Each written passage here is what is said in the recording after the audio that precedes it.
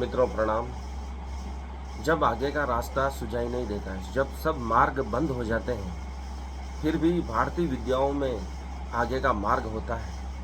आगे से आगे सत्य ढूंढने की कला भारतीय ऋषियों ने जो सीखी है, उसी का उदाहरण है कि कृष्ण ने जब अर्जुन मोहग्रस्त हो गया था, उसे सिर्फ संन्यास मार्ग के अलावा कुछ दिखाई नहीं दे रहा था, तो उन्होंने आगे का मार्ग दिखाया कि कैसे वो अपने कर्तव्य पथ पर आगे बढ़ सके।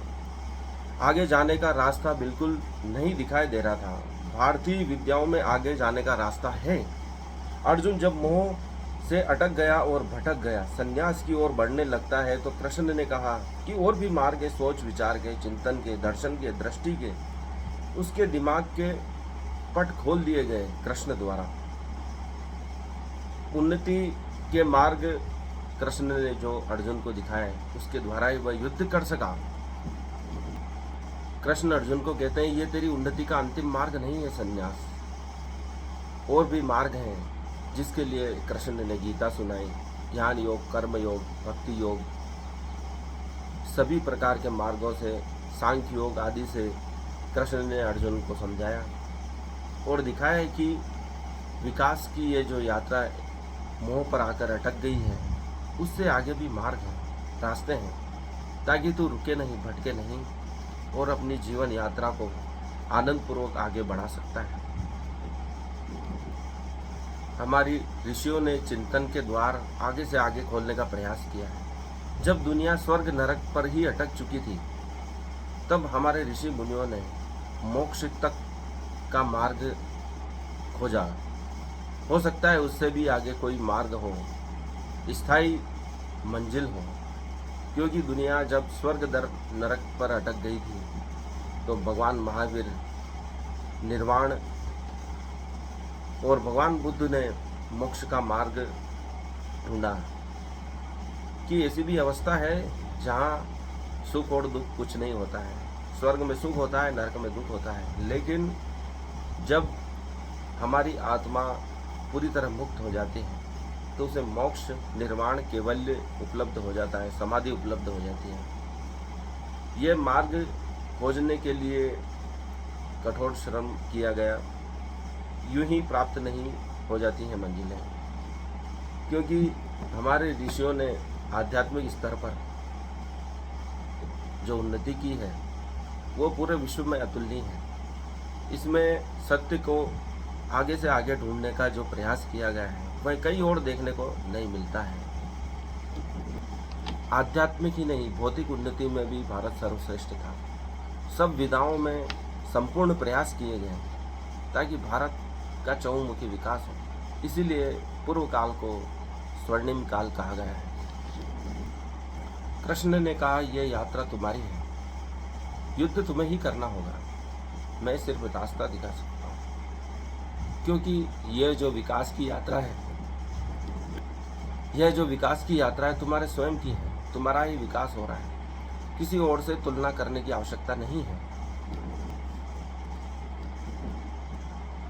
क्योंकि हर क्षण तुम तुम्हारे ही साथ रहते हो, मृत्यु के बाद भी तुम तुम्हारे साथ रहोगे, पूर्व जन्मों में भी तुम तुम्हारे साथ थे, वर्तमान में जो लोग तुम्हारे साथ हैं, पूर्व काल में जो थे, वो सब छूट जाएंगे, लेकिन तुम्हारा साथ तुम्हारे साथ के साथ कभी नष्ट नहीं होगा।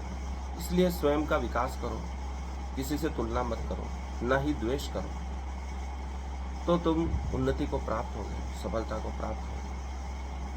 यही निष्काम कर्म है।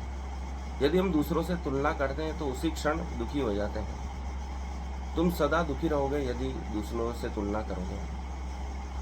स्वयं से तुलना करो और स्वयं को ही देखो कि कल से तुम्हारा आज विकास कितना बेहतर हो रहा है। इसलिए ऋषियों ने दान, दक्षिणा इत्यादि शुभ कर्मों की परंपरा निकाली है, ताकि मनुष्य हर समय आनंदित रह सके।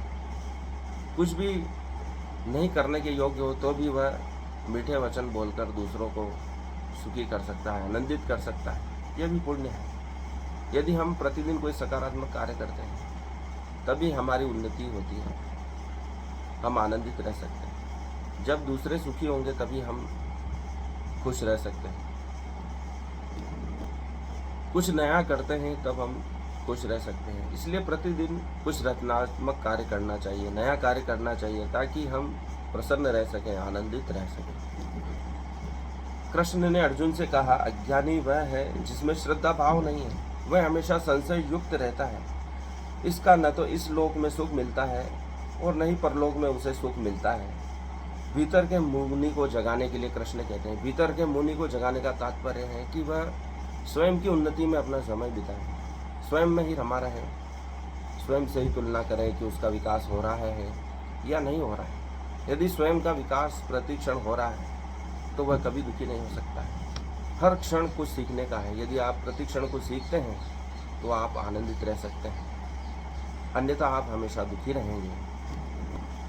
कृष्ण कहते हैं, कर्म संन्यास और कर्म योग के द्वारा द्वेष व आकांक्षा से ऊपर उठकर कार्य करना चाहिए। हमें किसी से द्वेष नहीं रखना चाहिए, किसी से ईर्ष्या नहीं रखनी चाहिए, न ही कोई आकांक्षा रखनी चाहिए। आकांक्षा रहित होकर कर्म करने वाला व्यक्ति कभी दुखी नहीं हो सकता है और न ही कभी असफल हो सकता है। द्वेष रखने से अर्थात ईर्ष्या रखने से आदमी के उन्नति के मार्ग नष्ट हो जाते हैं, क्योंकि उसमें तुलना हो रही है। दुखी होने का साधन ईर्ष्या है, तुलना है। हमारी उन्नति उसी क्षण रुक जाती है जब हम किसी से तुलना करते हैं, फिर हम दुखी होते हैं। हमारे पास जो उपलब्ध साधन है उसको हम कोसने लगते हैं कि दूसरों के पास ज़्यादा है, तो हम दुखी होने लगते हैं। यही हमारी उन्नति में बाधक है। यदि हम किसी और को देखें ही नहीं और लगातार अपना श्रम करते रहें, अर्थात आकांक्षा रहित श्रम करते रहें, निष्काम कर्म करते रहें, कर्म फल की चिंता न करते हुए कर्म करते रहें, तो हमारी सफलता तय है। कृष्ण यही अर्जुन को बार बार समझा रहे हैं। स्वयं से ही तुलना करो और स्वयं की उन्नति में लगे रहो। आकांक्षा और द्वेष रहित होकर कर्म करो, तभी तुम सफल हो सकते हो। अर्थात वर्तमान में रहने के लिए कृष्ण कह रहे हैं, उस क्षण को सर्वश्रेष्ठ जी लेना ही वर्तमान में जीना है। 100% ऊर्जा के साथ इस वर्तमान क्षण को जियो, न आगे देखो न पीछे देखो। भगवान महावीर को 11 वर्ष लगे वर्तमान क्षण में जीने के लिए। भगवान बुद्ध को कई वर्ष लगे ज्ञान को उपलब्ध होने में। ये वर्तमान क्षण में जीना कृष्ण अर्जुन को सिखा रहे हैं कि तुम जो वर्तमान में तुम्हारे लिए योग्य कर्म है उसी को करने में 100% अपनी ऊर्जा लगा दो, शक्ति लगा दो, प्राणपण से इस कार्य को करने में संलग्न हो जाओ। इतना संलग्न हो जाओ कि तुम्हें कर्म फल की भी इच्छा न रहे, कर्म फल का भी तुम्हें ध्यान न है। यदि कर्म फल का ध्यान में आता है तो तुम भविष्य की ओर चले जाओगे। यदि तुम परिजनों की चिंता करते हो तो तुम भूतकाल में चले जाओगे। सारी शक्ति वर्तमान क्षण पे लगाओ, क्योंकि ये बीत जाएगा तो तुम अपनी शक्ति का उपयोग कर नहीं पाओगे बीते हुए कल में। इसी क्षण में तुम अपनी शक्ति को संयुक्त कर सकते हो। वर्तमान में जीना ही सर्वश्रेष्ठ जीवन जीना है। इसमें दुखी होने और सुखी होने का कोई कारण नहीं रहता। यदि आप वर्तमान में जीते हो तो सिर्फ जीते हो, उसमें यह नहीं सोचते हो कि यह कैसा बीत रहा है।